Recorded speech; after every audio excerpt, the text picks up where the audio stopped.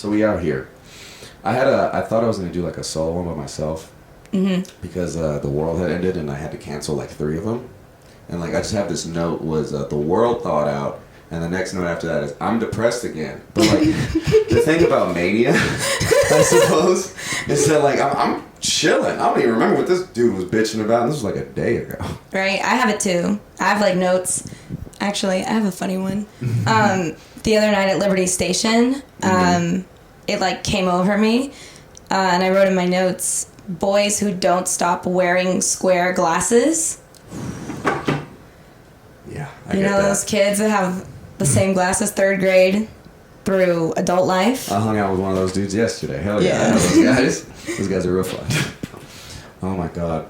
Man, I'm at that point in my like adulthood where like the last pair of glasses I got were stolen out of my backpack because I had weed in there. And I was like, come on. And then the one before then, I was like at the lowest point of my life. I was working, no offense, but at a wings place. Oh, shit. And like, bro, what do you mean I am at the lowest point of my life, Jamal? Honestly, like, what was I was just sitting there working at this shitty wings place. It's a cry for help. Absolutely, yes. And I'm just, every like shitty tip I could make, I'm just spending it on beer money. I'm like, tight, because I don't have a license, because, you know, the Dewey. The Dewey? The Dewey done got me. Dewey. And, what is it? I've been smoking weed and drinking all morning, so I kind of forgot the point of that story. What was I talking about? What are we talking about? Oh, God. We were talking about you were talking about glasses. So last time I got my pair of glasses, somebody, thank you. That's a good listener. Yeah. And, I just found a pair. Right. On the table. And I was like, hey, anybody forget these? They were like sunglasses? They were like prescription glasses? Prescription glasses. They just like happened to match your eyes? And no, they didn't. I went to the doctor like years later. I remember like cleaning up my car and I pulled them. I'm like, oh shit, I need new glasses. And I remember the doctor asking me, it's like, how'd you get these? These are really nice. They're Ray-Bans. They're really expensive. How'd you like, oh, you know, they're an old pair. And I'm like, really? Like, these don't match your prescription at all. And I'm just like, trying to tell her everything, but like, yeah, somebody left them and forget their leftovers too, so I got food and a pair of glasses. Oh, okay. Sweet. That's the best. That's honestly like one of the better things you could get out of a job at a wings place. It's just free food. It's just free food. I don't even eat Buffalo Wild Wings anymore. I ate it like almost every day for like 6 months when I first started over there. I've almost been working with beat-ups for like 2 years now. Jeez. And like, I go in every single day. And I do not eat their food anymore. I don't want it. Don't crave it. Is it just their food or wings in general? It's okay. So it's like it's usually wings in general. If somebody was like, "Y'all want to go out and get wings?" I'd probably be like, like no. Damn. That's heartbreaking. Well, like if it was Korean barbecue wings, I'd do it. Korean barbecue goes hard. That is such a different. But those aren't like to me. Those aren't like chicken wings. That's like real food. That's a whole extra thing. Yeah. Yeah. Like this seems like it actually came off an animal. Yeah. Right? Well, one lady like sent her plate of wings back the other day because there were still feathers on her wings. Hey, you know what, man? I take my shit back. Looks like B-Dib's got the real chickens back there. What are they doing? Killing it? I was kind of like, like Chipotle who? Can't say our shit isn't fresh. I mean, it's not, but... I don't know. Also, I don't know, because I'm always down for wings all the time. I love wings to death. And, like, I don't get people who, like, judge chains in general. It's like, oh, I bet you, like, eat your wings at this place, or I bet you get your pizza from this regular chain. It's all the same. And I'm like, it's all the same. Yeah. And you're just mad because you're poor. Yeah. You know what I mean? I mean, Buffalo Wild Wings is, like, not the cheapest of the wing experiences you could have. Not on Tuesday, baby, let me tell you. Oh, yeah, Tuesdays and Thursdays, baby. Oh, God damn it. Come out, I'll get you free wings, but you keep saying no to that. You know, okay, so when I was a bartender at the movie theater, there was this guy who I'd never really, like, talked to, like, in high school, but, like, we're, like, social media friends. I hadn't seen him in years. Just randomly hit me up on Instagram. I was like, hey, you work at the movie theater? I'm like, yeah, dude, I'm the bartender here. And he takes a while to reply, and he's like, hey, you hook me up with free tickets? And I'm like, never replied to him. I think I blocked him. I'm just like, bro... Like, I feel like that's kind of out of your jurisdiction, though, as a bartender. No, I could have done it. You could have done it? I could have done it. They're like, hey, you ever want to give people, like, some tickets? Let us know, like, a few days, and we'll got you. And I'm like, sweet. But I'm like, I haven't seen you in forever, and this and that. And he's like, oh, I heard Jamal's a bartender there. He's like, I wonder if he can give me free tickets. Like, buddy, we weren't even friends. Yeah, in high school. Yeah. And I just, like, so... I always was that person who's like, I don't want to be that guy. It's like, when me and Patrick worked at Guitar Center, like God forbid somebody's like, you think you can hook it up on? Nope. No. Absolutely You not. can look it up. You order it. No. No. No. Hey man, so you work there, you think you can? No, I don't think. I don't, and I can't. I don't think. That's why I work here. Thank you, sir. Exactly. So I guess like I just don't. It's like, hey, I work here, and like even if it's offered to me, and I'm just like, I could hook you up with it. I'm like, that's just taking advantage of our friendship. You know what I mean? I mean, yes and no. Like, Buffalo Wild Wings, when they raised their prices, I was kind of, I mean, first of all, I was like, why? They raised it, like, right before a global pandemic, so they barely missed the margin for price gouging, because, like, we didn't really know we were going to get, like, put into a quarantine or whatever. Right. And, like, I don't know, I don't feel bad stealing money from big corporations, especially now, because I work for the corporation. Oh, yeah. The thing I work for is, like, the second largest fast food corporation to McDonald's, because McDonald's is its own entity. The one I work for now owns like Jimmy John's and Vito's, Baskin Robbins, and Dunkin'. So like, yeah, you can have free wings. Or it's like how you look at the like people are like, how are Pepsi still in business? Who drinks Pepsi? And you're like, look at what PepsiCo owns. Yes, owns. they own so much. It goes to Frito-Lay, it goes to Gatorade, like it goes to all the, and like honestly, that corporation like branch chart. Honestly, is just like, that's what I love about America. Capitalism, free choice, free market. Right. No. People talk about, like, we had to learn in school about, like, Russia and, like, communist societies. And, oh, well, wouldn't it be awful to go to the store and only have 4 brands to pick from? I was like, but that's what we do now. Absolutely. It's not, the Kellogg's, you know, is... Oh, is that Buddy? That's the dogs barking, but that's okay. They do that. That's part of the aesthetics. They have puppies, like just barking in the back. Well, that's why I also like the microphone, so they won't hear too much. Right. Which is weird to hear her barking, because I have 2 dogs. You've seen them. You know, my fans. And, you know, I got the beagle. He's the one who does the, you know what I mean? Yeah. If he's not barking first, that means she's just being a dick. Okay? Well, that Amazon guy is probably back. He was fucking sprinting. I swear, when I open the door, I just hear, and I see, like, the shadow of somebody, so I'm just on the ground holding my dog. I'm like, yeah, just come on in. And I see, like, this massive arm. I'm like, did he bring the package inside? He just slid it to me. Oh, he slid it to you. He's like, here you go, buddy. I'm like, thanks. You're like, thanks. You're not the person I thought was going to be at the door. I love it that my sister is always buying shit, because I just, like, will text her, and I was like, what we get? Yeah. She's like, motherfucker, that's mine. My roommate and I do that too. We order a lot of shit. We'll always be like, hey, can you check the mailbox for me? Can you bring my package inside? It's really disappointing though when like you think it's going to be your package and it's not yours. I didn't get into buying stuff off Amazon until the pandemic happened, because like I was sober once it hit, so I was just doing nothing but working and saving money, which is crazy now, because now I'm like, I have like no will to like ever be ever work. It was so weird, because like I used to have that switch that, all right, let's get this bread, like it's never again. Never. Nope. It's hard, because like to me, like a job is different from a career, you know, but now because of the pandemic, there's no jobs, and I also don't have a career. Right. So didn't it kind of make you seem like, you know, how many like not global, this last one wasn't global, but it was just like, you know, like all of just greater Houston area and everything like that, or all the major Texas cities just collapsed in 3 days after some snow. So it's just like, I'm tired of getting my reality checked. Like, like all it took for you to realize that the world's is getting a little bit too conspiratorial for my taste of my shows, but it's like, bro, the world falls apart because of a global pandemic. And it's like, yeah, remember like the 1900s, those idiots who didn't know how to do that? Yeah, dude. Repeating, you know what's funny is like you read back, it's like, yeah, that was the anti-maskers and anti-social distancing people back then too. Yeah, sorry. But it's like, I don't know. I'm sorry, how many times do I need the world to be proved that it's all a sham? It doesn't make sense. That's kind of how I felt, because I mean, it's like, I think it's pretty popular now to kind of blame everything on strictly capitalism, which is a huge part of it, but you know, it's also capitalism without regulation, because there's other countries that are capitalist, but I don't really know that anybody's doing so hot. Right. But again, that's a little political. But like, I don't know, I just kind of felt like how bad is it that, you know, a global pandemic hits and I lose, like I got furloughed as a waitress at Buffalo Wild Wings.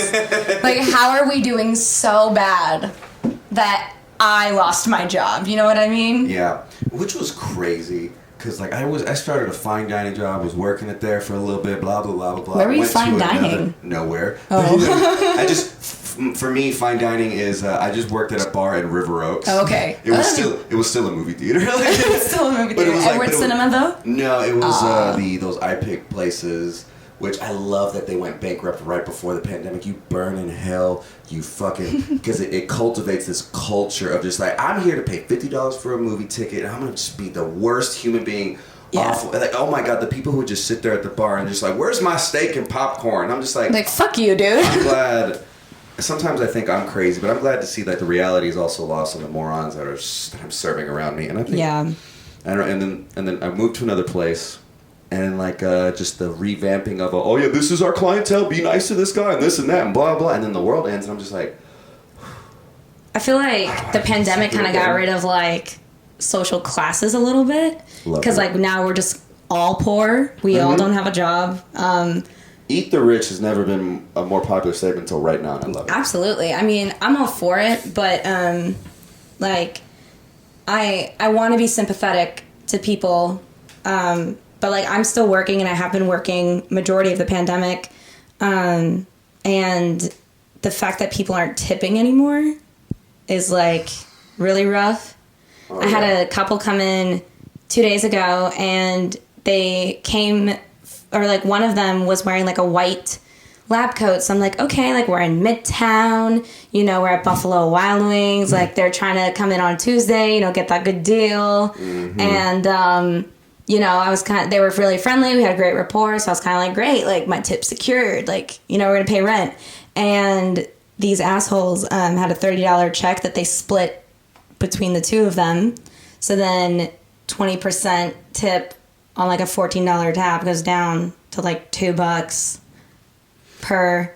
And like, so they each tipped me like $2 and left. Oh God. And it's just like, you know what's crazy? I know you did that on purpose. Absolutely, but like, yeah. I don't like that whole percentage thing. It was like, well, you know, what's 10%? Oh, like, just, bruh. People take it so literally though, because what it is a guideline. So it's giving you the bare minimum of how you should be treating. Like 20, like they're offering you 15, 18, 20% on the bottoms of receipts. So like if you've had like shit service, that is the minimum that you should be tipping them. But if I give you amazing service and you had a good experience, then I need you to pay my utility bill. It's just how it is. Come on, man. Like this $2.30 an hour don't do shit. Exactly. It doesn't even I don't even get checks. I don't even get direct deposits because the hourly just gets taxed and there's nothing left over. That is wild. Yeah, it's pretty wild. I think it was that aspect too of just like, you know what? That's just Texas too. Because in California I was making $15 an hour, which was the Los Angeles County minimum wage plus tips. The only caveat was I had to claim all of my tips, including cash. But I mean, it's not even a caveat at that point. I was still working 40 hours, so I'm still seeing hella money. Right. Yeah. I don't know. I guess it's like as comics, we're already up there, just being like, you know, just the that's a service monkeys, too. Trying to like just make people laugh. Like, oh, you think I'm funny? And I think that's a part of why I'm like, I just can't go back to doing bartending or anything like that. And also, I don't want a normal job. I don't want to deal with people because I'm like, maybe I'll be a cashier at a Walgreens or something. No, because someone's gonna be like, I don't see this. Where is this? You're like, I don't know. And it's the thing. Think about it though. Have you ever seen a cashier at a CVS? Guarantee you, they're never there. You go to CVS, you're ready to check out. Cashiers across the world. They're in the back making longer receipts. Yeah, for real. In the back. Must. Make the receipt. It's like, longer. I know, right? I just... How many coupons can you fit? Go. Oh, God. Make them absolutely useless. And it's like, also, anyone could say, well, you know what you want? Maybe you're just lazy. That was never not a constant reality. I've been... See, this is why I feel like you and I relate so well. Because one of my things, too, is like, I'm not lazy, like, personally. Sometimes I am, but I mean, when it comes to work, like, I've been thinking about, like, oh, what would it be like to, like, switch industries, or should I, like, try and do something that's, like, not comedy or not writing or entertainment as a career, and then I wouldn't have to serve and I wouldn't hate my life as much. But it's like, I would rather just kind of get through the shit serving so I never have to do it again. and the thought of like trying to get like a conventional career, especially too because like I don't have a degree, it makes my like face want to melt off of my skull. Like I just can't do it. Yeah, man, no, yeah, because like I remember one dude. His it was just an older couple. They were really nice, real sweet. His wife was real adorable. Loved me. Like I had a great day that day, so I was just like really into it. She's like, I just love your energy. Like she loves me. You know. And she's like, she's like, what's your name? My name's JamalRahal. That's a famous name. Do you do anything? Like and blah blah. She's just hyping me up. Right. And her husband's there just like in a bad mood. He's right. like, he's gonna be a bartender forever. Stop lying to him. I'm just like. You're like, I don't want to put up with this shit again. I'm just it's people insane. to be fucking mean to me and like so rude. And especially like I worked at a place in River Oaks, so it was just like these people just think they're it just what was beautiful. Nothing separates us. Not background or anything like that. It's all how much money you got right now. For real. Because I bet you and me are gonna act very different if someone just gave us $1,000 each to blow right now. We're gonna do that different. You know blow what I mean? right now? To blow right now.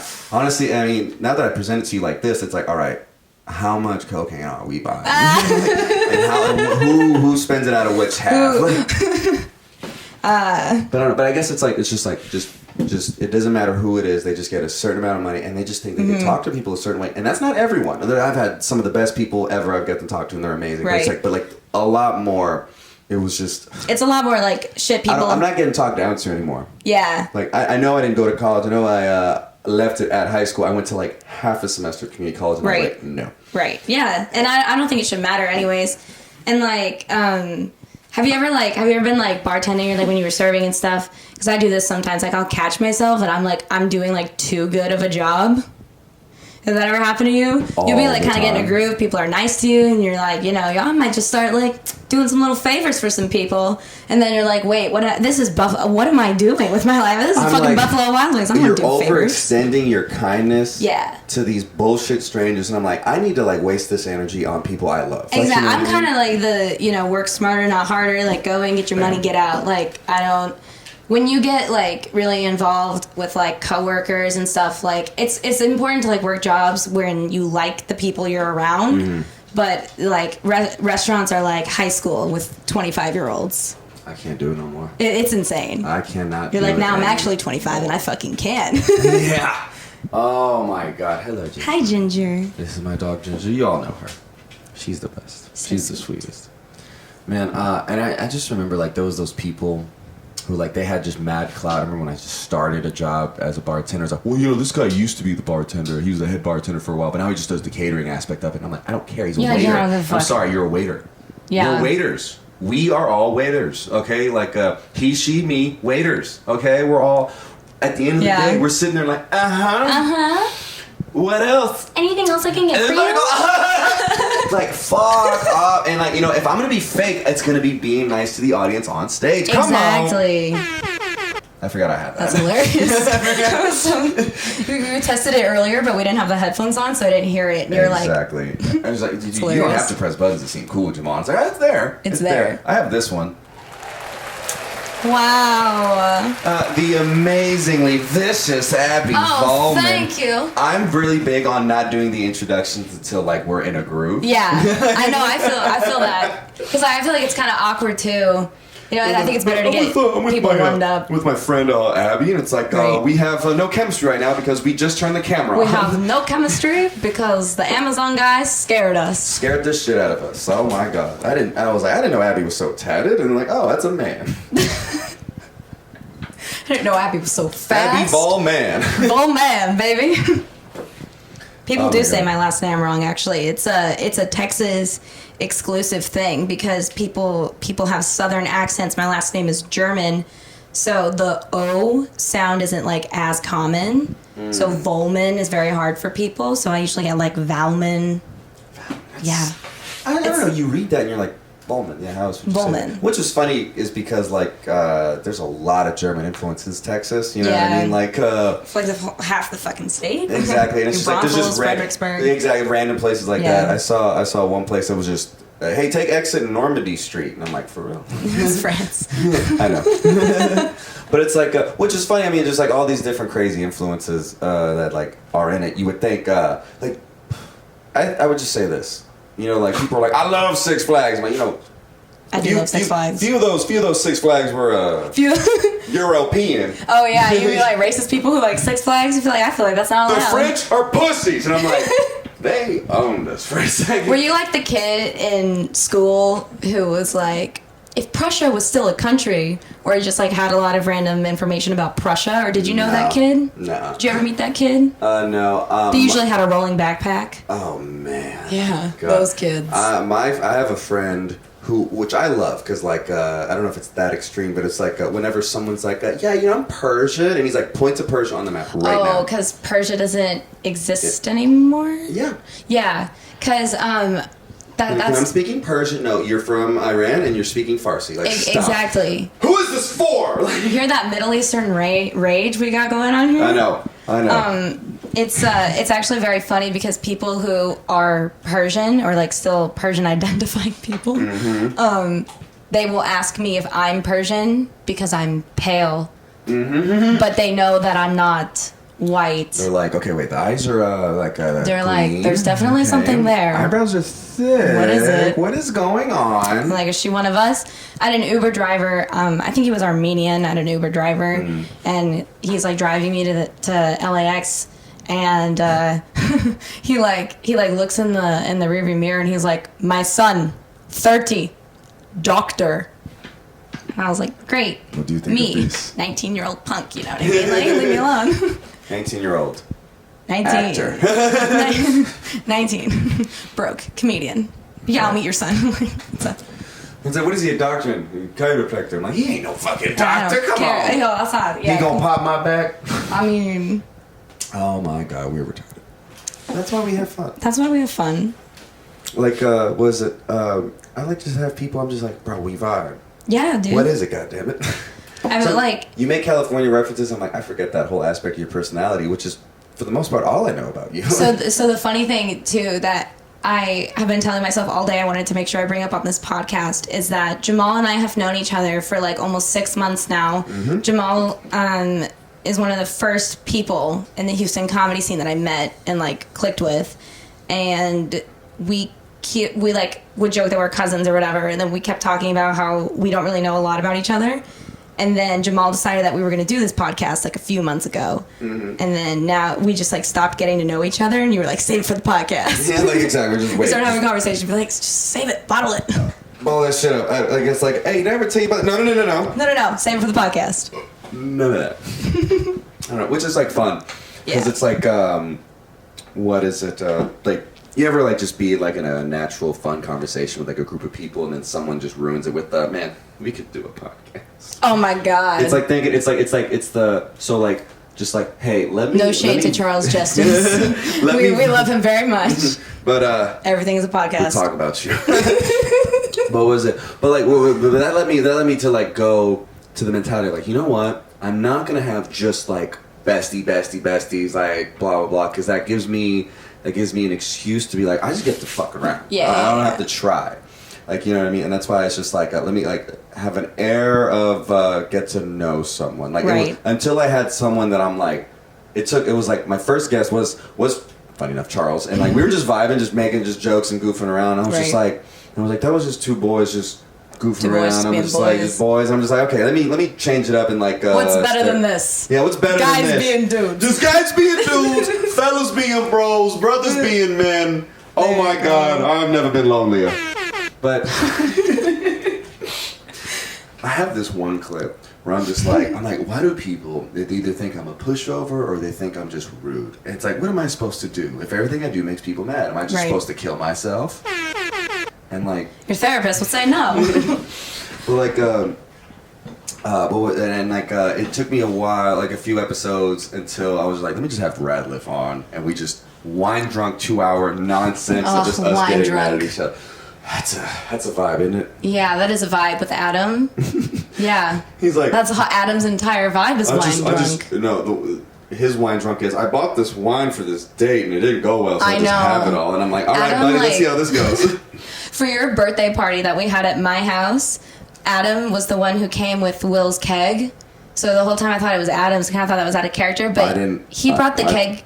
I thought it was right now. I was like, damn, Adam was real for that. Oh no! It was Will's keg, but Adam brought it over for some reason, or like he picked it up, and he like brought the keg into my house the most polite way anybody could bring a keg into somebody's house. Like I had no idea a keg was showing up, and he just like knocked on the door, and he was like, "Hi, it's good to be here," and I was like, "Hi, Adam. Like you want to come in?" He's like, "Yeah," and he's like just like struggling to bring this keg in. And, or I don't know if he was struggling. He's stronger than me. I couldn't lift it. But, like, it was just very funny because he was very, very polite. And it was a very funny occurrence to watch somebody politely set up a keg in your kitchen. Usually you watch, like, any scene of anyone bringing a keg. It's an event. And just like, hey. And it's like, what was funny was, like, I think Sam picked the beer because it was Buckle Bunny, and I was just like, I fucking enjoy that. I just love it. When I was on probation being a bartender, I saw that, and I'm just like, Buckle Bunny, I like the logo. It smells great. Straw test tastes good. And like, when I'm out there and I go to a bar and like I see they got the tall boys there. So you were sober when you were bartending?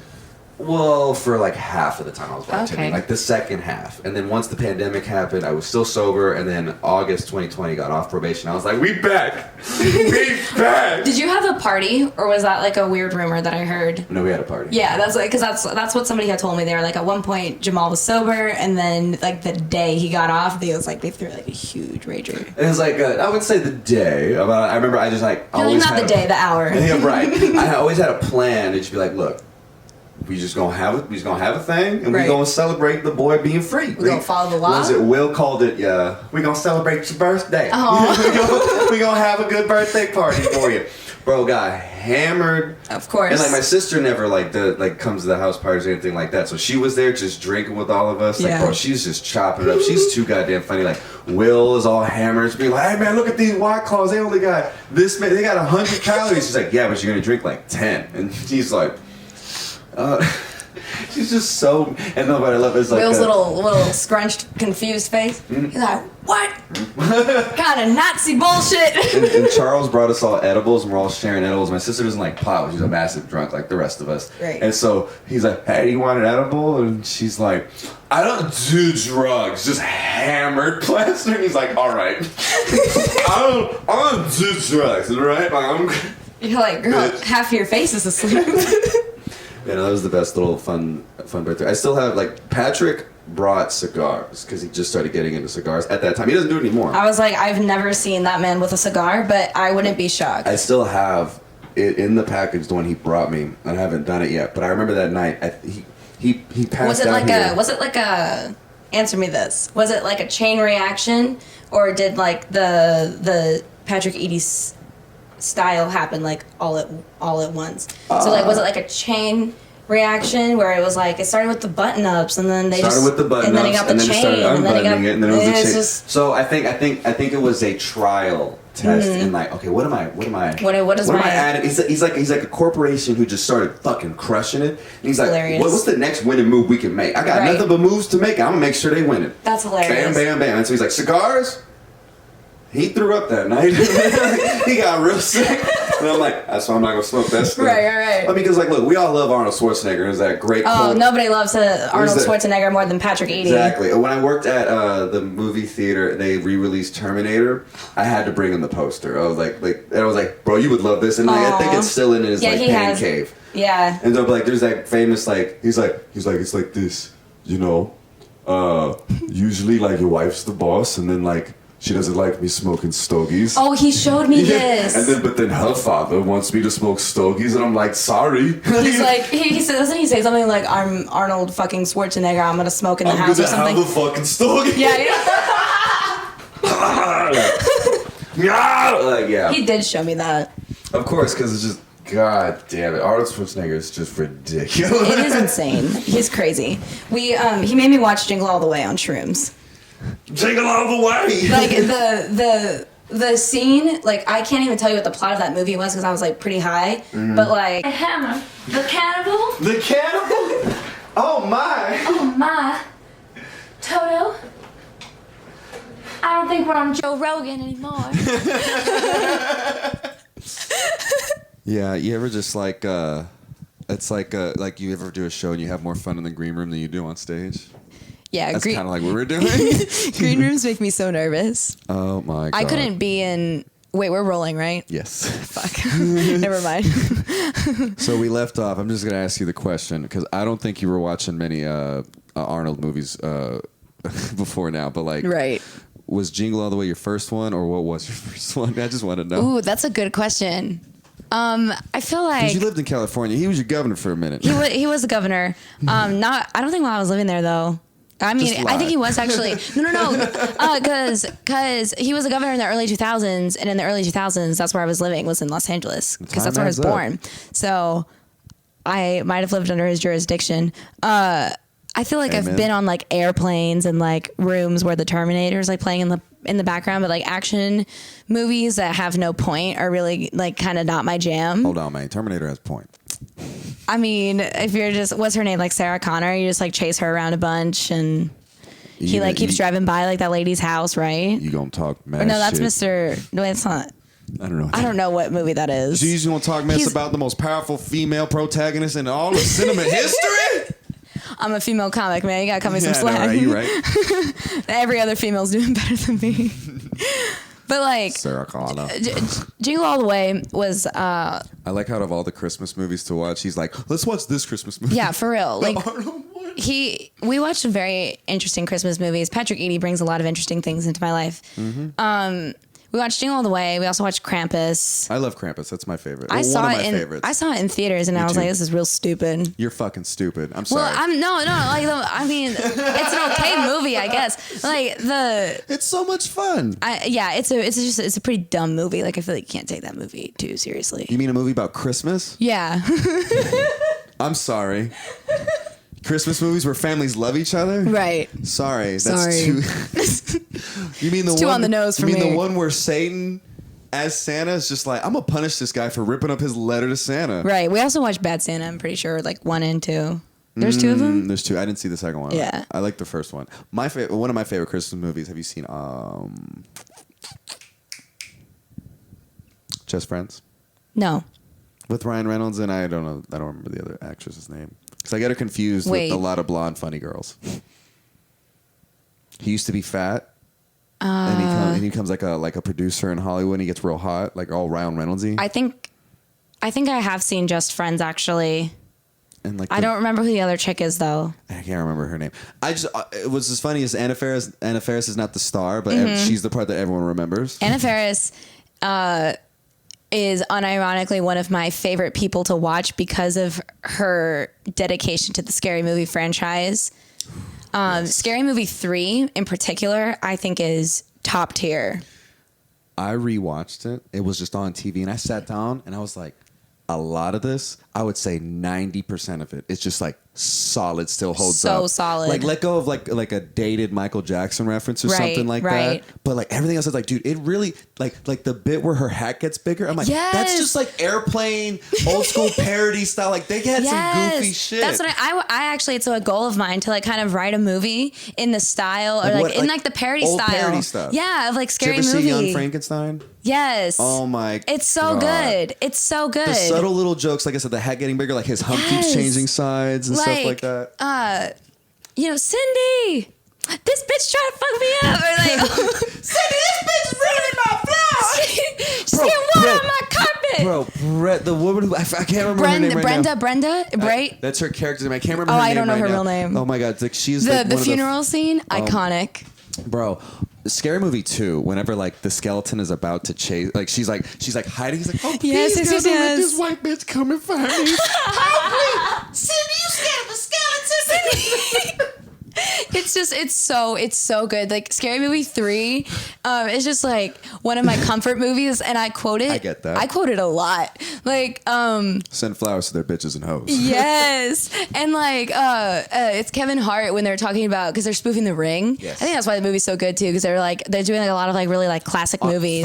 First three scary movies, like everything they made fun of, I watched. Yes, so I got it. yeah. See, that's the other thing is like I already seen those movies, so like I understood what's going on. Kevin Hart, he goes, this guy, he watched this haunted video, and then 7 days later, he woke up dead. Hey, how the hell you go? Yeah, how the hell you wake up dead? It's like you can't go to the bed dead and wake up alive. This shit'll be redundant. Damn. That's some insightful shit right there. I love that stupid fucking movie. I'm the daughter of an English teacher, and like the banter, it's so good. I like for them to be able to even like have that flit into the usually a bad comedy movie is when you realize, okay, no, they had this scene in mind and they slow down the whole rest of the movie just so they can get this out of the way. Yeah. And so like the movie stops for these scenes, right? But they just are so fucking. They're so good. It's like, what if the rat comes inside the house? That make it a mouse? Nah, like it's like, what the fuck are they going? And I think there's a testament to they mixed 8 Mile and Signs. Yeah. And and like back to like the goofy bits. As soon as they throw him out the window, as soon as he lands, he's already standing up. Yeah. It's like, so like there's little things. Little things. It's like Airplane is one of like my dad made us watch Airplane when we were really young, and my parents had like this thing for a while where we weren't like typically allowed to watch like Disney Channel. So I like, my parents had us watching like Gilligan's Island, Brady Bunch, I Love Lucy, Carol Burnett Show, just like kind of like all of that. So that's probably why I'm a comedian now. I'm realizing as I'm saying this out loud. All right. But like in Airplane and Gilligan's Island too, it's very same, like kind of like wacky, like physical comedy. In Airplane, I do this just to like test the people around me and see if they've seen the movie. Because when he like pulls out of the drawer and he goes, bingo, and then just like holds the bingo cards. Whenever I open drawers, sometimes I'll just go, bingo. People are like, "What are you looking for?" You're just like, I'm like, you don't get it. Yeah, exactly. You're not on my level. It's like, you ever, this is a movie reference, but it's like one of those movies that it's like very ridiculous. Like, it is like, actually now that I think about it, it is a spoof of just like 80s, like kind of like just like goofy movies. But like, another teen movie? No, let me just quote the line. Okay. And then let's see if you've watched it. Okay. You ever just go into a public place, you go to the restroom and come back and you're like, hey guys, the bathroom here is nuts. Oh my God, I've seen that movie. Hot Rod. Hot Rod. Hot Rod? Andy Samberg, Bill Hader, Danny McBride. I feel like I watched that movie in like a hotel. Yeah. Yeah. Yeah, that sounds about right. Yeah. I remember like, you know what? I remember showing a friend that movie. He's like, he's in town. He's like, hey buddy, you're from Germany. You ever seen this quaint little American tale? Hot Rod. Hot Rod. Because it's like, I didn't realize, that movie is pretty exactly parody, and it's just like absurd the entire time. It's pretty good. Just ridiculous. Oh my God. And like, so there's a scene where like they're like filling up a pool, and it just cuts to like their hands just filling up a pool with the water hose, and you could barely hear Bill Hader. Pools are great for holding water, man. Pools are great for holding water, man. That's a pretty good Bill Hader, Jamal. I watch a lot of stuff. We'll go through all of our impressions. We can. We. You know, what was my thing was I've talked about a lot of people enough that I think people who listen are people who would understand who these people are. Right. Which is like, you never think you get too like an inside jokey? No, because those are the people who listen to this. I'm not popular. Oh, but yeah. Like, I was like, yeah, dude, I can do a great Juice impression, Torian impression, Jeff Joe, my friend Pedro, and as I rattle these off, they're all black men. And I'm just like, what does that mean about me? You know what I mean? That my impressions are like, I could crush a good black dude. Like, you know what I mean? I could do that. You know what I mean? I like as a kid, I would do that a lot. my dad's can do good impressions, and I would kind of like start to mimic voices to the point where like my parents will ask me to do something on command, and I'm like, wait, I knew how to talk like them at one point. Yeah, that's like weird. I'm like, wait, I forgot, guys. Yeah. My mom's like, do your Cher. I'm like, I haven't tried to do Cher in like 2 years. You're like, help me remember who Cher is really quick. Come on. Oh God, I love Cher. Because Patrick has also recently been on like a Nicolas Cage thing, and I'm like, come on, Moonstruck, guys, we gotta watch Moonstruck. Mm-hmm. And I haven't gotten him to do it yet because the Cher's still there. Right. You know. But it's like the bridge. Come on. Come on. The link is there. This is the olive branch. That's what I mean. I was like, you make me watch war movies before bed. He and I keep doing this thing where he'll be like, because he'll like download movies and he'll be like, I found this movie. It has really great reviews. I feel like we should watch it. And it's the most traumatizing motherfucking movie either of us have ever seen. And now it's 2 a.m. and we're supposed to like be going to bed. And we're like, you want to watch It's Always Sunny? All right. Let's like have a good palate cleanser. Right. Because he's like, I don't know. He does this all the time. He makes us watch the most traumatizing horror movies. He makes us watch he'll be like, oh, let's fall asleep to this World War II movie. God, man. He is dad mode. Without even like nowhere near it yet. He's just like, you want to watch stuff about the war, son? Yeah, like, literally. I've seen shit. It's like, no, you've watched it. yeah, because like he made me watch this one movie. It's actually really good. But he falls asleep in the middle of the movies too. So it's like full dad mode, like full on activated, mad dad energy. And like now I'm just stuck with this World War II movie. I'm like, I'd rather watch New Girl. It's right. New Girl's hilarious. I never like got into it, but I would hang out with Charles and Nicole, and they would just have it on. I'm like, hold on, I like all these people. Sometimes that you catch the bits. They go so fast. They're pretty clever. Oh my God, I love that. I understand too, though, why like New Girl has a majority female audience, because the storyline too is really important to New Girl. Sometimes they're like, just because it all like centers around like her feelings and like her dating life and everything, but like you can like find me a funnier character than Winston on a TV show. What's his name? The guy with the green eyes. The guy who talks like this. Schmidt. Like, dude, I'm sorry. Hilarious. But like, no, and then like with the guy who plays old washed up Spider-Man in Spider-Verse. Nick. He plays Nick on New Girl. What's his real name? I forget. Jake Johnson. Yeah.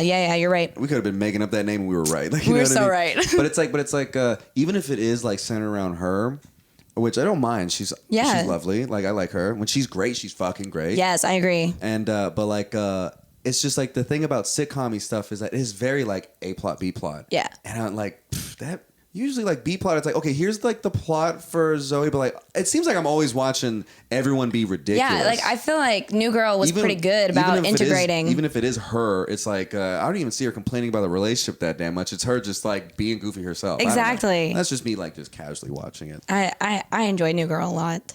Speaking of parodies, the first time I ever saw the guy who plays Schmidt was this movie starring Amy Poehler and Paul Rudd. It's called And Then They Were Together. Okay. And it's like a parody of like rom-coms, but it's like hardcore. It's like it's so like I've never seen that. It is so retarded. I love it so much. And like the guy who plays Schmidt plays Paul Rudd's like younger brother, and it's like to the point where it's like everything is just a bit. Like they come home and it's like, hey older brother, and it's like blah blah blah, and it's like, hey, we need to stop joking around and just get a job. Oh, why? And this and that, because our parents and this, it's always a bit. Just like the constant exposition. And there's always, they had the best bit where it's like, you know, like when people like have an argument and they say, and they're about to walk away, it's like, hey, go get him. And they turn around and they go, hey, thanks. It's like a solid 5 minutes. Hell yeah. Hey, you go get him. A good beat. Thanks. And it just keeps going. No, Dad, I'm giving up your dream. Oh my God, straight up. Exactly. And they're doing that too. Like they're just, oh, it's so funny. And like, oh God, you would love that movie. And then we need to watch that movie. It would be so much fun. Like it's just, that's a homie, I'd say like watch with the homies movie to be like, oh my God. I really want to write something like this. Like that's definitely a goal of mine. Solid scene is when Paul Rudd's upset and he goes into a bar and he's like, hey man, you don't look too good. You can say that again. It's like, yeah man, you don't look too good. Yeah, tell me about it. Well, you came in here, you didn't say very much, and you're drinking a lot. And he's like, yeah, tell me about it. well, you came in here, you sat down. He's like, yeah, you can say that again. This goes on like way too long. So long. Well, you got to think about it too. Like, you got to have so much respect for like comedians or like improvers or like writers who can do that so well. No, what makes it dumb is it's all in the editing. Yes. Because it's not. I wish it was them just saying Just it digging over. around, No, yeah. it's just like, okay, we filmed these 3 scenes. Let's just. How do we cut this to keep it going? Keep it going. I did write a scene like that once where one guy was trying to tell a detective and he was like, yeah, man. So I was just sitting in my room drinking a beer and I realized I had just finished my beer. So I went downstairs to grab another beer and I saw that guy outside my window and I ran upstairs to grab my gun, but then I forgot I went down there to get a beer because I just finished my beer because I was drinking beer and the guy's like, wait, hold on. It's going like up and down the stairs multiple times. Yes, exactly. Yeah, because like you gotta think about there's plenty of parody movies and that like are like just dog shit. You know what I mean? Mm-hmm. Like parody movies, for them to be really solid, you gotta have a really solid cast too. I feel, or like if you're gonna like write a scene like with Friends, if we're gonna do it, we need people who like. You have to possess like a level of subtlety and like, you know what I mean? Because it can't be ridiculous to you that you're saying the things that you're saying. It's like what you're doing is absurdist. Right. But you in your state of mind. But you are taking it seriously. You are taking it exactly. Okay. Yeah. It's like when you watch. It's like it's not parody, but it's like when you watch Dumb and Dumber. Is that whenever they have the dramatic beats, they stick to those dramatic beats. Absolutely. Like whenever they're upset and they're like, you know what, I'm sick and tired of here. I'm tired of having to eke my way through life. And like they just all of a sudden it's like, well, okay, this just stops for a second. And they're just being serious. Like I'm sick and tired of being nobody, but I'm sick and tired of having nobody. And you're just like, all right, Lloyd. All right. Aspen it is. And you're like, I'm sorry. What movie am I watching? Right. You're like, what did I sign up for? So it's like it's committing to like the tone. It's literally just committing to the bit, but like.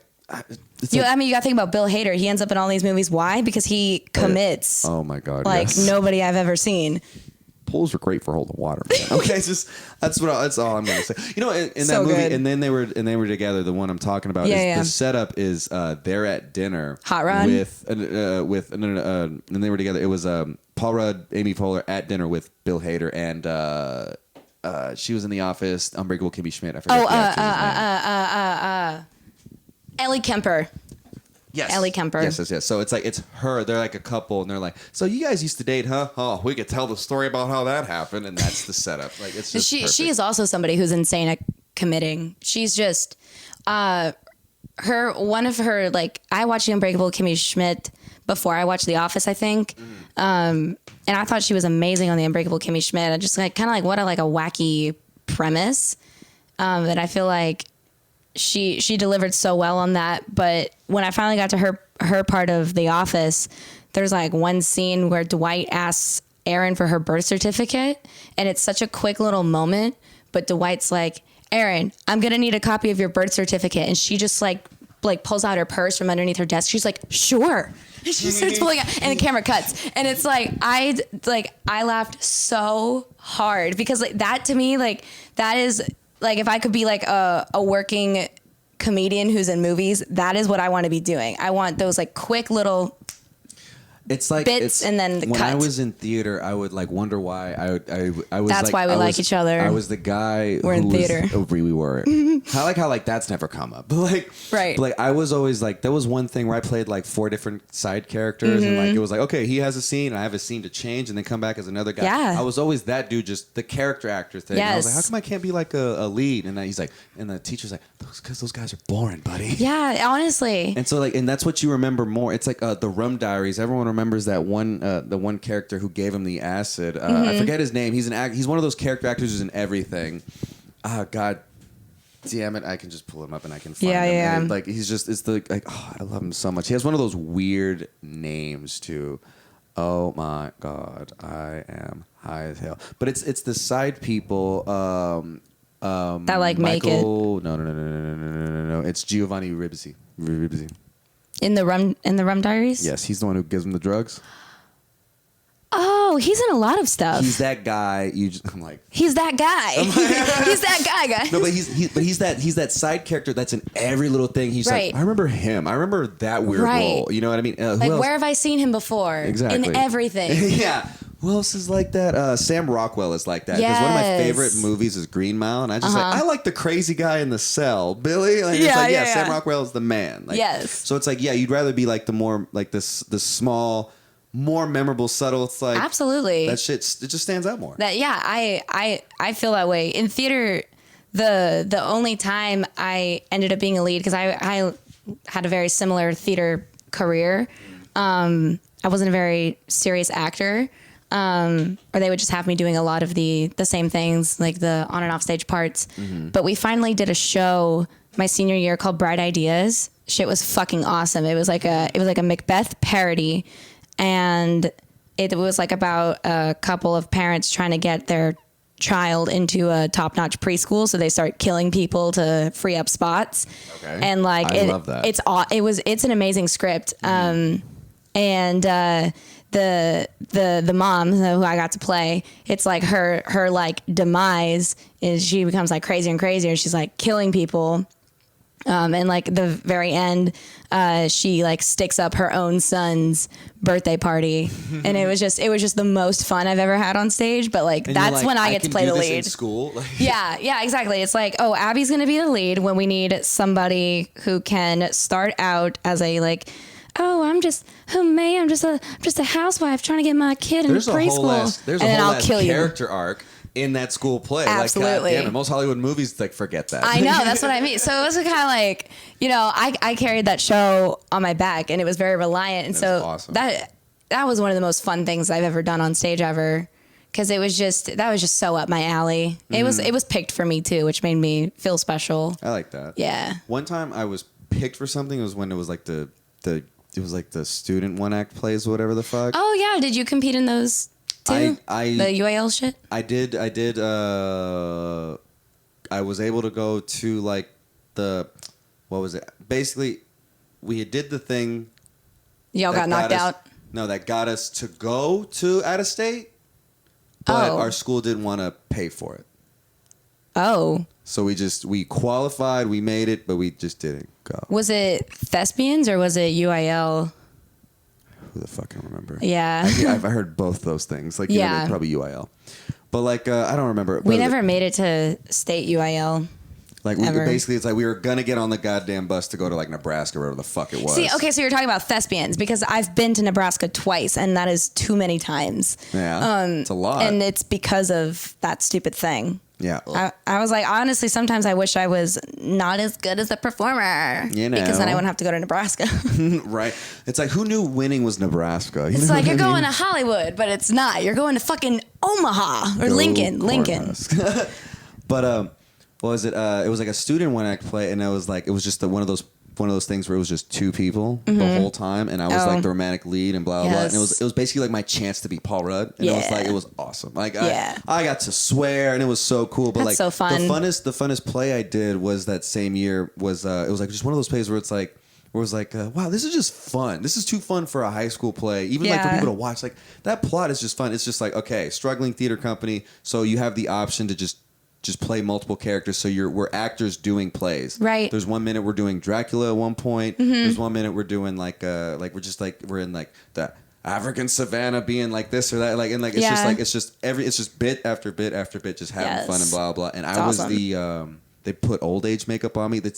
The one time I was in the yearbook, other than my yearbook photo, was when like they just see me like in Dracula, Grandpa in the play. Rahal. Yeah, exactly. And like, but I was the guy who was just an old guy who's just been in it and who thinks he's too good for this shit, but he's still in it. Like, you know what I mean? And it was the best. They were like, this guy you would crush. That's so fun. I miss acting. I know, me too. Like, typically I've noticed, like for some reason on film, because on the stage I was like always getting cast as the wacky side character. Mm-hmm. When I have been acting in more film, like as of the last couple of years, I tend to get cast as the villain or sometimes the romantic lead, which is so fun for me because I like on stage, like I never had as, like a stage kiss that was serious. It was always goofy. It was always some silly intent behind whatever I was doing. And I remember the first time I got to do a movie where I had to like really be in love with somebody. I was like, what? May? Me? He's picking May? Little old me? Oh, I gotta kiss him? Oh, okay. He's Hollywood hot? Okay. But this is still Nebraska, you see. Right. It's Hollywood, Nebraska. You know, Nebraska doesn't even have an airport in Nebraska. Or at least, like, because the University of Nebraska that hosts that theater thing is in Lincoln. But you fly into Omaha, Iowa, because it's right next door. And then you drive on, like, an hour-long bus ride. That's so lame. So lame. So lame. So lame. Hey, Nebraska, get it together. Hey, Nebraska. Come for us. Fuck you. No, I'm just kidding. What you gonna do about it? We're never getting booked in Nebraska. You know what? I don't give a fuck. Prove me. You know, prove us wrong and have us out there and be cool. Right. That's how What you would you save do? it. Do stand-up comedy to a fucking corn on the cob? Yeah. They'll probably be like, "What are you guys from Houston? We gonna make it to an El Lote?" Oh, at least I have all my teeth, asshole. You know that corn. Oh, did you just like a spit sound? Yeah, we having fun. We having fun. Well, yeah, theater stuff. It's just. I think that's why, like, I don't know. I think that's why, like, bombing is easier than it should be, but it still hurts because you could still like do something wrong on stage, and there it still just drives you insane. Bombing does drive me insane, but I've kind of noticed that, like, where some of like our friends that maybe don't have theater experience, like, everybody gets nervous to go on stage, but the actual like motion of walking out on stage into a bright light, entertaining people, shit, like, there's a switch in your brain. It's so natural for me, just because we've been doing it for so long. It was like the same feeling of being on the side of the stage. You just put your stupid outfit and everything on. Yes, And like, you have your nerves, and as soon as you cross it, you're just like, that switch is real. It is. It's so real. And I feel like when I leave the stage is when I will start to panic. Absolutely. You know what I mean? I'll be like, did I? You're doing that. Okay, so like, there's the pre-show jitters. There's like those different kinds of anxieties. Like, I'm like, hey, which one you got? The like, I'm worried about like what I'm about to do, or I just can't stop thinking about the shit I just did. Yeah, so for like, real. For performing, it's just like, I'm gonna just think about that for the rest. Well, like, one of the first times, like, I think I met you, we went on stage one right after each other, or I want to say, like, it took me a long time to actually like hear you on stage, because one time you went before me and then the other time I went before you on whatever we were doing, and I don't listen to the person that's directly before or after me, really. Not that I'm like in my head, but like, especially the person that's like directly after me on stage, I tend to not listen to their act. Oh, no, I get that. Because like I start to kind of be like, you know, what am I doing?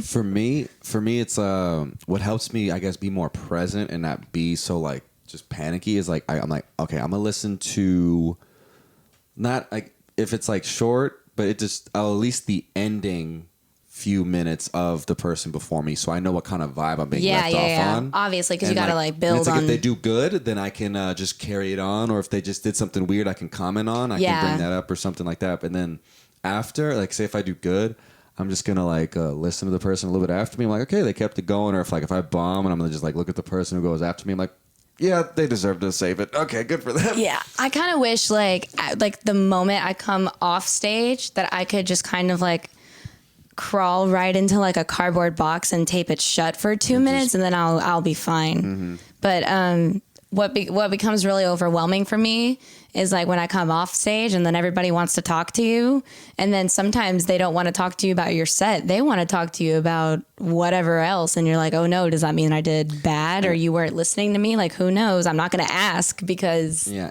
it's also it's like, dude, just got off. Yeah, like I'm processing a lot of what's happening. Yes, right now. I used to have this thing. I've gotten better about it. But when I first started comedy, I would black out every single time on stage. My first big club gig, blacked out. Couldn't tell you. Like, if I didn't have the video, I would have had no idea. I used to do the same thing. Yeah. Yes. I don't even like know what it's not a conscious decision. I just kind of, I remember what I say on stage more now. Right. But it helps. It took like having the memories to be there. Yeah. It took like a year and a half or something of like getting on stage before I would start to remember. Yeah, I was just listening to my recordings. I started comedy, would black out and be awful all the time, and then like I quit for a year to focus on music, and then like the year after that I started comedy officially, and then I just started juggling them both. It's way too much fun. Like, I feel like comedy in of itself, there's so many fun things you can do. Like we were talking about, like plays and like writing movies, and like, you know, the entertainment industry has a place for comedians in so many different ways, and I want to do everything. Absolutely. Yeah. I mean, because like for like those comedians who like those random ones who like just like like so and so really likes writing scripts, or like like Nick Swartzen gets a lot of uncredited punch up fucking things for scripts. Like you never know what he could have punched up and stuff like that. That sounds fun. Yeah, that or sounds... like some people just randomly like really like the acting thing. Like you're really big on the acting thing. Like they're on sitcoms or they do like small movie. Like Tom Segura just started doing like small movie roles and blah blah. I mean, you gotta think about like Jim Gaffigan has done a metric fuck ton of bit parts in movies. Jim Norton and Jim Gaffigan, yeah. Bro, Jim Norton was in Spider-Man. He stinks and I don't like him. That's just the whole thing. Joey Diaz in Spider-Man 2. You gotta get through me, buddy. So it's like there's so much. Even Joe Rogan's dumbass. He's like, I suck at acting. I did Zookeeper. I had to learn how to dance. Like, right. This shit is. It leads you into like different mediums, or like the people like the comedy writers who make great horror movies. Yes, fucking crushing it. I mean, because the comedians are some of the most like creative people, and it's like why wouldn't comedians be the people in charge of everything? Because goddamn it, nothing would get done. Everybody just getting drunk and not taking things seriously and doing cocaine all the time. Your camera's doing the thing again. We are back. Oh my god. Oh my god. Man, we an hour in, so it's like Tiny waist, fat ass. I don't even think Tiny waist, fat ass. Welcome back to the new podcast we have called Tiny waist, fat ass with Abbey Vollman and Jamal Rahal. The people with the tiniest waists and the fattest asses. There you go. Coming at you every whatever day it is this week. But like, what was it? Yeah, but like it's I haven't. So yeah, Abbey Vollman, comedian. You say you were born in California. You're a communist, and I you know what? And like the fact that two vastly different worlds can come together and just vibe like this is beautiful to me. Right. So like, what's the tea? What are you about? What is like in the mind of Abbey Vollman? Oh, me? Who? Oh, little old you. Oh, little old me. Oh, I'm just a little girl from California with a dream, and now I'm stuck in Texas. That's it. That's it. That's tight, dude. That's the whole thing. Well, I mean, I think you moved here before the mass exodus. I did. So like when your parents move places, you typically have to go with them when you're 6 years old. I get that. So and like you said, your birthday's coming up, so you're about to be 8. Yes, and finally. Thank God. Thank God. I've been 7 for way too long. So with like the theater kid and stuff like that, when did you get into like when did shit I guess just become just like I guess real? I don't know. Like yeah. Like when it wasn't just school shit, you were just doing stuff. For sure. My dad is an actor.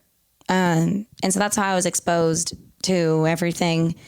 And I want to say like, this is going to sound so weird, but like 4th or 5th grade, it was like a really fun hobby, and I would get really competitive.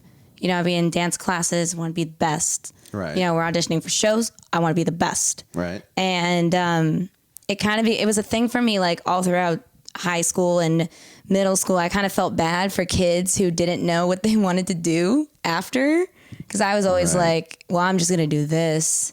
And then, as you become an adult, you kind of figure out what, this is, and you start to define it. Like for a while, I was on the musical theater Broadway trajectory, and now I just have a lot of, really useless singing skills. And it's just like... And a fuck ton of TikTok followers. And a fuck ton of TikTok followers. I have like 4,300. It's a lot. I have one video that went viral. I have 58 followers. I like every one of your TikToks though. When I see them, every one one of your TikTok videos for support, because that's what the homies are supposed to be doing. We're supposed to be gassing each other up. We hyping each other up in here. That's what we're doing. Hey, bro, if I'm eating, we all eating. I mean, yes. I need more sound effects. I could have had like a just chomp and shit. I don't know. I'll upgrade.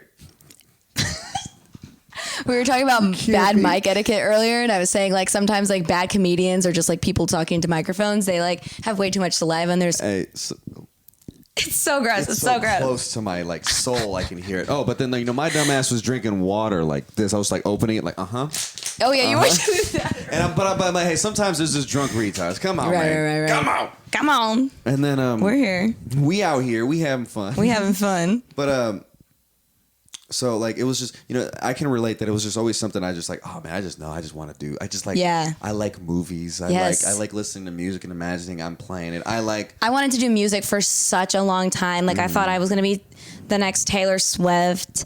I taught myself how to play piano and guitar. Hell yeah. So like I'm not great at it, but like I've always said, if my life had to take the most randomest, it's not even that random, but like just a major left turn, I just had to do something completely different, I would do music for sure. I would love to be in a band.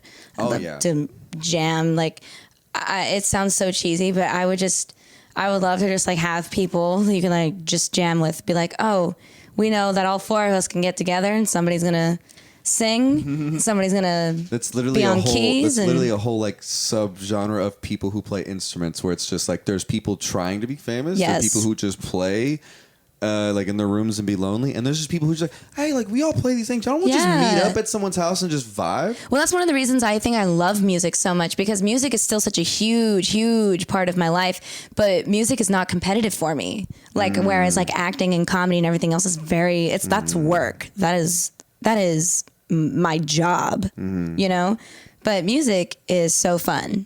Right. And like, like I'm the kind of like, music theory asshole that will like sight read for fun. It's like, why are you doing that to yourself? Hilarious. It's like, cause I don't have to impress anybody, but it's, keep your skills sharp and, it's just fun. Yeah. Music is just fun. You're only gonna get good at push-ups if you keep doing the push-ups. Come on. I'm never gonna do a push-up, but I guess, sure. I said to Patrick one time, I was like, there isn't an amount of money in the world that exists that you could offer me that would make me do a burpee. I would laugh at you. I'd rather stay in poverty than do a burpee. Poverty, burpee. Like if they were like, if somebody was like, I will give you $1 billion and then you would, get to quit your job and you never have to worry about money again, I'd be like, no, I'm not doing a burpee. I haven't done one since like 7th grade when I had to. What about yoga? No. See, okay, yoga just moves way too slow for me. And then there's cardio yoga, and that shit is fucking hard. So I can't win at yoga. What I like about yoga is that I don't do it. I just wake up and I just like, let me just stretch real hard. Right. Let me see if I can do it right now. I did this in the last one. If I can get a good ASMR. Hold on. I can't. I think it's Nah. my neck. My joints aren't popping. That's my neck, yeah. Sweet. My ankle pops like all the time. It's like I can't do it in a shoe. But, like it's like scary. Dude. Yeah. What I love about getting old, and I'm only 26, is just like just like you get up, you bend a certain way, and your knees just pop real sharp, and you're just like, oh, this is it. Yeah, I'm not looking forward to it, honestly. I kind of laugh at all of you, but you're all going to be laughing at me at some point. One day you're gonna be like, hey. One day I'm going to be 10 years old and. Hey, did y'all know that y'all's glasses prescription changes? I'm like, yeah, your eyes get worse. Yeah, they do. Oh my gosh, I am going to qualify for LASIK hopefully at the end of the year. I'm so excited about it. Patrick doesn't understand my excitement at all. That asshole wakes up and sees. I put tiny plastic things into my head every day. As I have with mine. Hell yeah, contacts. Oh yeah, because I've broken too many pairs of glasses just being a rough child. I just can't do that. But no, honestly, like that is a whole just part of your life after that. It's just like, oh, I can't see right now. Gary Goldman had a great bit about it. He's like, you ever just try to spend the night at a chick's house and then he's like, oh, I don't have a solution. Oh, maybe I could just spit in a cup and I could spend the night. Yeah. What was it? Last night my contact fell out of my eye and like I was like, I don't have any solution. So I just like spit on it. And then like Sam, my girlfriend, watched me. She's like, did you just spit on that? Doesn't she wear contacts? No. Oh, because... It's my other girlfriend. Oh, okay. When you and Sam slept over at my house after your birthday party, I didn't see it until the morning, but she had texted me asking for contact solution. So I assumed it was for her. It's for me. It's for you. No, but I was drunk enough. I was just drunk enough to just sleep.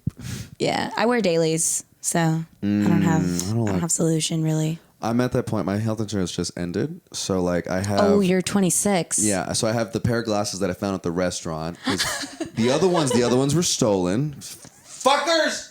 That's awful. They're so expensive. And those are the ones that I liked. A lot of people are like, I like the way you look in those. I'm like, yeah, but those are gold rimmed. I like black on black everything. Just what looks good on me. And then I'm like, okay, I have a year, probably like, let's say like 9 months left of contacts left. I'm just Right. like, I better get famous real quick. Real quick. Real fucking quick. Because That's what I always say. I'm always like, I need to join the union now. Oh my God. It's like, how much is it? oh fuck, dude, How much it's is it so to join expensive. SAG? Oh my God.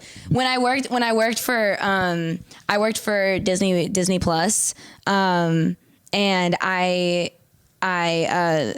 begged for a SAG voucher because I was acting for them, even though I was doing like, it wasn't background, but I was filling in for celebrities. Okay. So it was on the show called Earth to Net. It's on Disney Plus right now. If you're listening, just like go watch it. It's really funny. I'm not on it, but I work behind the scenes. So it's kind of like, it was like a talk show. Look, Gary, there I am again. Yeah, exactly. Be like, I remember when I rehearsed that, you know, because like they would have guests on there like Raven Simone, Kristen Chenoweth, and Bindi Irwin, and like it would be so expensive even for Disney, I guess, to pay them to rehearse. Right. So they paid me instead, and I asked for a SAG voucher, and they said no. Like, bitch, you thought?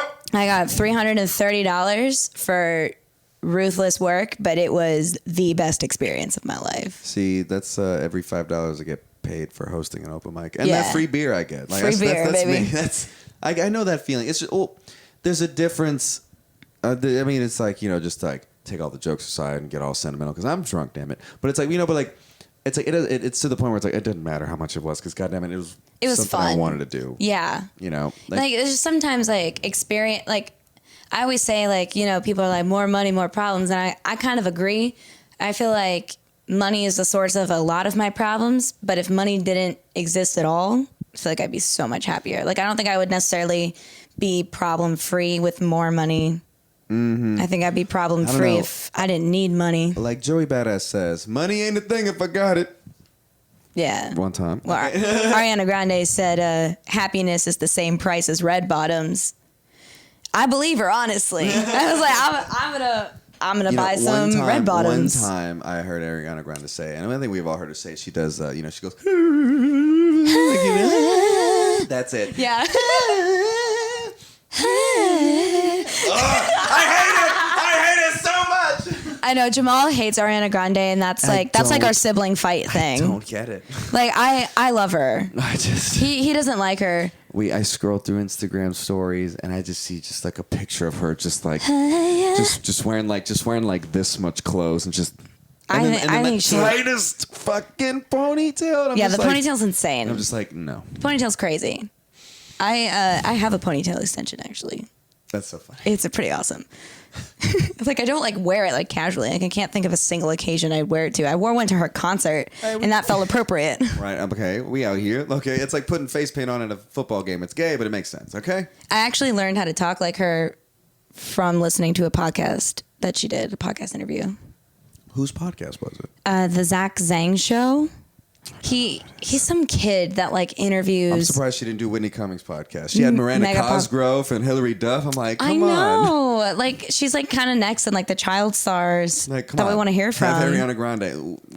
She's so much more famous than so many people now. It's kind of crazy. Mm-hmm. She's. You think she'd ever do Hot Ones? She'd probably bitch out after one. I think she would. It's either half. She'd either just surprise the world and be like, I can eat this all the time. I don't care. I feel like she's a vegan. They do vegan nuggets on there. Do they? Yeah. Yeah. I think she would do it. All of them do. A lot more people than you would think do the vegan nuggets. Yeah. I was a vegan for 3 years. Drove my family and like everybody else in my life insane. Now, like I'll like, because the whole message of veganism is like, you know, to be like a more like, I don't know, better person. It goes beyond a lot of things because it's like, look, dude, like no animal anything because of like the environmental impact it has to have like cattle farms and everything like that is pretty fucking insane. But like also like one person like as an ex-vegan, you know what I mean? Like the best thing you can do to like reduce your personal carbon footprint is to probably just like keep on keeping on. Maybe don't have a kid because there's overpopulation. You know what I mean?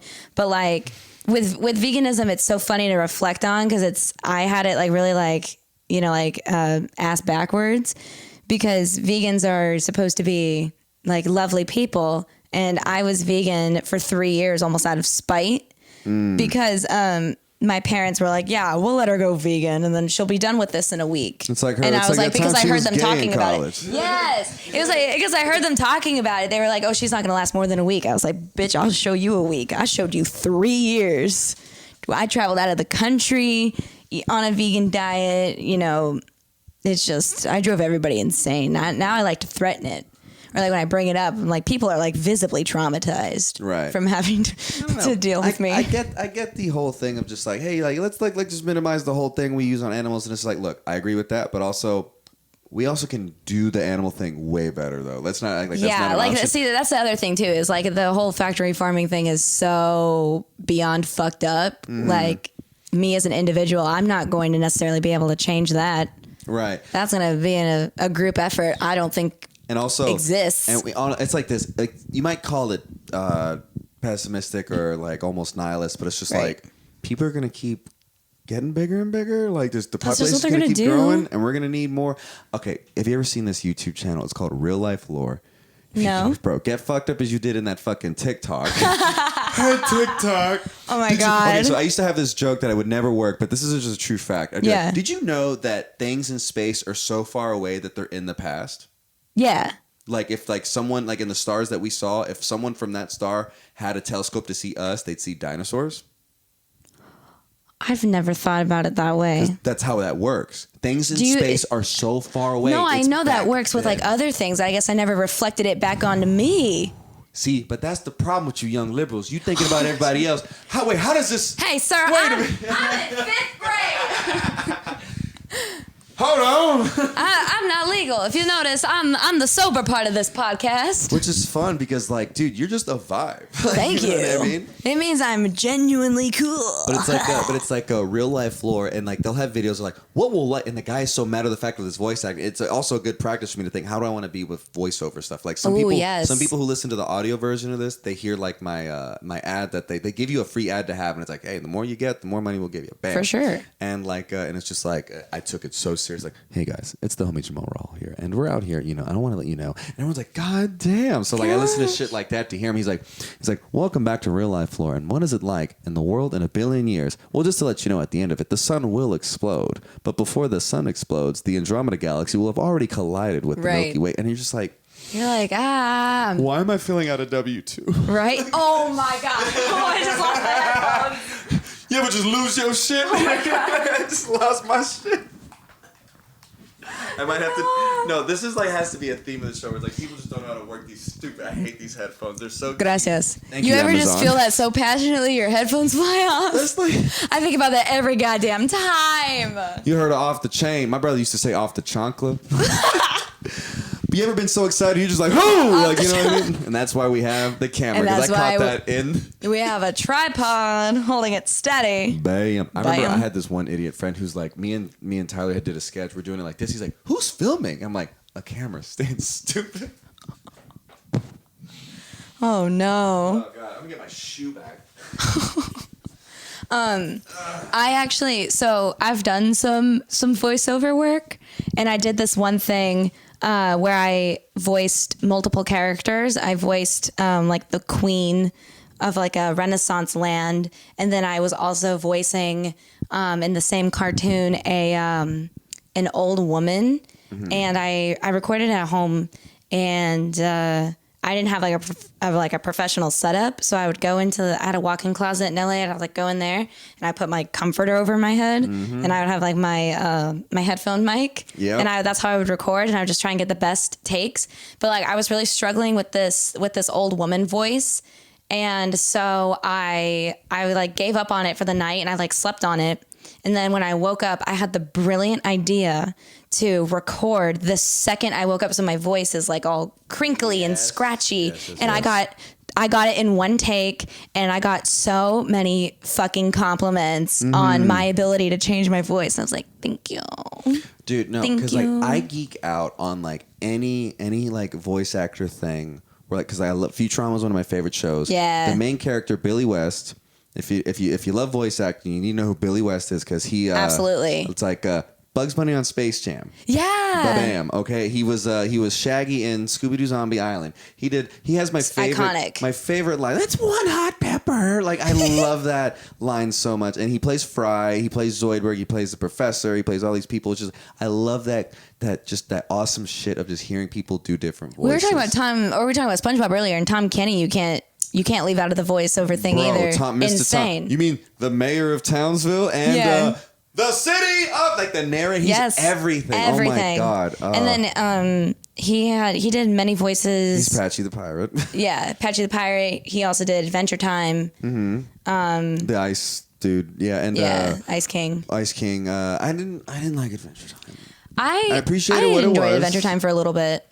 Man, you know one of my favorite things from SpongeBob? I'm probably too drunk to try it. Ooh. But it's like, and it's like, hold on, but it's like, this chocolate's not for eating. It's like, you rub it on your skin and it makes you live forever. Live forever, you say? I'll take one. Chocolate. What did he say? It's so good. But like, oh my God. What I need to do is I need to get my sandy cheeks into gear, and then we just need to... You would crush it. Oh my God. I don't even know how I would start to do sandy cheeks. Let's hang out with Katie Miller a lot. Oh, and yeah. that could get us there. She's got such a soothing drawl, Katie Miller. I had seen her for the first time. She tells in forever. all of her jokes, and it only works for her because she's the only comedian that gets to have a slow pacing and still be funny. But I'm a scientist. Yeah, she's also like, but I'm smarter than like you. Sandy Cheeks. Comedy is my hobby. Oh my God. You know what I mean? I remember when she was like, I hadn't seen her in forever. She was like hammered drunk. And she had never like met Sam. Yeah. She's like, I didn't even know you had a girlfriend. And she's just So like, cute. she's a queen, Jamal. And I'm like, oh, She's Katie, I so miss you sweet. too. She's like Country ladies. butter and biscuits and honeysuckles. You know what I mean? And everything in between, baby. Baby. I like, a lot of people have told me that they like my voice. And I was like, thank you. Or like, I've gotten that when I've come off stage, people are like, I like your voice. I just want to listen to you talk. And I was like, thank you, because I love to talk. So Same. This is good. That's the best part about certain relationships, because I get that all the time. People are like, I just like the way you sound. I'm like, I understand why. You're like, I get it. And like it's just like, I'm sorry, am I talking too much? Like, no, I just like to hear you just be excited about things. And I'm just like, oh my God, it's the easiest Right? thing. I'll get excited about anything you want. Let's go right now. It's like, bro, the communists, and they're just like, I love his passion. Oh my God, so funny. We ridiculous. We ridiculous. But just get us what else we doing. We having fun. We having fun. I call that the universal out, because you, Will, Patrick, Charles, everybody, we having fun. You say something that sometimes maybe you shouldn't say, and then we having fun makes it all better. Because it's just instead of being defensive, like, hey man, I'm just fucking around. I'm playing devil's advocate, dude. You know what I mean? You know what? We having fun. We I'm just having being fun. dumb. You know what it is. Fucking Will, he's so funny. What did he called me a gypsy a few times. Oh my. That was pretty funny. I love that so But like, much. see, I didn't know Will that well at that time, but I mean, because I'm sure it came up that I'm Middle Eastern. I'm positive it did if I was talking to Will Loden. Right. So he accused me of stealing like money from him, and I was like, actually, you owe me money. Like, I was like, I need the $12, and he was like, I already gave it to you, you damn gypsy. And he's like, we having fun, and I was like, you're still calling me a gypsy. Oh my God. It's just, it's a good dig out. passion. It's passion. It is a dig out. It's a fun one, But because y'all do it on stage too. But acknowledging the truth. It's like a The universal out. Universal out, but it's also like an inside joke. It's like why are these guys all doing their thing? It was Right, like when right. your friend Jackson was like, hey Jamal, you talk about doing cocaine a lot. Is that like an inside joke? And I'm like, yeah, it's going inside me, baby. Like, that's like the most Rodney Dangerfield Jamal could ever be. It's going inside me. It's going inside me. Get no respect. Like, Yeah. But it's like bro, it's like half of it of being like goofy and funny. It's just literally just being friends. Sticking around, yeah. Sticking around, having fun. Having fun, baby. I feel like it would be really funny to like get all of our all of our friends and almost do like a Whose Line thing. Oh, like I feel like we would all be really, really good at that. We could wait till one of us moves and just like we could have just a roast thing. And then we're all just like, like we got to roast everyone involved in it too. I feel like, because I feel like even if we did eliminations, I feel like all of us would be pretty competitive about it. Nobody would ever get eliminated. It'd just be so much fun. It'd be so much fun. You were talking about horror movies earlier. Mm-hmm. I actually really want to write a horror movie, or like Patrick and I talked about writing something, but we haven't done it yet. Mm-hmm. But you know how he has that gate that he has to like get out and like manually open and close at his house? Mm-hmm. So like we both share the same like completely irrational fear that like I always think that when he gets out to like open or close the gate, he's not going to come back into the car. Like he's just going to like disappear into the night. And then he has the same thing for me, where we finally like talked about it once. We realized we were worried about the same thing. He says that he gets scared when he gets out, that he's going to come back into the car and I'm going to be gone, like disappeared from the passenger seat. So we wanted to write a horror movie about that. Oh, absolutely. I think that'd be so fun. It's just like that little shit that is so like, okay, so when it was frozen, the world was frozen. Yeah, and I was like, okay, let's go see the sun is out. The power's out. It is pitch black. The snowy roads are snowy as ever.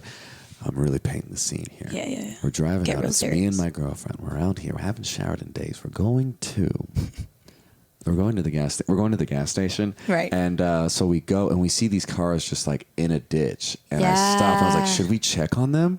And she's like, I guess so. So I like have my brights on and like I'm walking. It's so quiet. And you hear like the crunch, the fucking like, that like with each step, it's like. Yes. And it's like, I'm like. That's like, like first episode of Walking Dead type of eerie shit. Exactly. And I'm like, as soon as I look in, it's going to be like that. Like a dead body or a zombie or something. Or I look back or like I'm already like, I hear the loud noise. I'm like, it's nothing. And I see she's yelling. Oh my God. It's like. Oh, so scary. It's like, well, I think what it is like just the natural human we need to get back to the roots of what it is that makes us as people scared. Like back then, I was like, okay, we used to have giant monster movies, but it's like, we're not dumb anymore. You can't make Jaws anymore because sharks aren't like that anymore. Right. But it's like, that little shit of like that weird shit in the back of your mind. That's what I mean. Like psychological horror is like a whole other thing. And not it was in my mind the whole time. Oh, I fucking hate that. That is my, like very unpopular opinion. That's like the anti we having fun cop out for horror movies. Oh, I fucking hate. I think any plot, because it's kind of like, well, now I've identified with characters that you've just shown me are fucking lies. Like, this is gonna be so nerdy for a sec, but like the Broadway musical Dear Evan Hansen, smash hit, right? Everybody fucking loved it. I was so lucky I got to see that show, like with its original cast and everything. That show fucking doesn't, like, people were like, this is the mental health show of the year. And, the show is so important because it's teens and like mental health. The whole plot is based on a lie. Yeah. So it's like, if you're telling me that, like I'm cared about, but I'm only cared about because one character is lying, isn't everything just a lie? Like, I'm just not a big fan of, and I woke up and it was all a dream. It's hard to get invested into something like, because it's like, you think it's like, you're, what is it called? Subjecting my expectations? Expectations, like you're just like subverting your expectations. Oh, yes. You think you're subverting my expectations, but I'm hammered. But it's like you think you're subverting people's expectations. Like, I'm gonna do the thing you didn't think was gonna happen. You didn't think was gonna happen. It's like, no. It's actually the most predictable option. Exactly. Like it's just, it takes me out of a story because like. My roommate, like I never watch movies with her because she's the type of person, she can see the first 30 seconds of a film and guess the ending, twists and all. She understands what's going to happen. So she doesn't watch movies. I don't blame her. I feel like that would suck. No, but I'm like a kid when I see movies. I get invested. Because it's just a lot of it is cookie cutter stuff. And it's just like she's probably much better at like recognizing like tropes. Main character's a dude. First chick is getting introduced. Okay, they're gonna bang. They're gonna bang, or like They're gonna love each other. Like I like just certain movies. Like they could just take you out of it. Like what's his name? Who writes a lot of terrible movies? Kevin Smith. Oh yeah. I love Red State. Most people be like the movie blows, but if you watch it and you get invested in certain characters and then some things just happen. Right. It's not so abrupt that you're like, it's not a cop out. It genuinely, he was like, okay, I'm writing myself into a hole. Like this, you think you go there. It's like, what would be not like intentionally? Let me just go the wild way. You're just like, wow, like genuinely taking a look at it and just being like, okay, let me just do this instead of. You know, like when Pulp Fiction came out, everyone tried to do the out of order plot shit. Exactly. Like, oh my God. We're going to start with like a, hi, you're probably wondering how I got here. That's me. And you know what? We're going to get back to the beginning at the end. I could hear it. We having too much fun. We having too much fun. These headphones keep sliding off. Oh, yeah. I have too much hair on my head, I guess. Lucky me. What is it? We an hour and a half in. I would assume that thing is going to turn itself off in a second. That's what I was thinking. I kept looking at that. What I love, we got real nerdy. Real nerdy. About some acting stuff, some theater kid stuff. Oh, I love it. We got into parodies. We's all over the place. You know, and just like we's all over the place. We've done shows together. We've had so much fun. We gonna see each other Saturday at this show I'm doing, and I'm gonna try to have this out before that day, so it actually matters that I said that. But Hell it's yeah! Not. But it's not. But it's like, Miss Abbey Vollman, tell them about your famous TikTok. Tell them where can people find you and love you as I already have. Like, come on, man. Come on, man. Okay. If anybody who doesn't already follow me, my name is Abbey Vollman. Last name starting with a V, Ollman. And if you Google that, you can probably find me, which is kind of creepy. On Instagram, it's weirdo.abbey. Camera cut out. Sweet. Solid. You're the best. Solid. You are the best.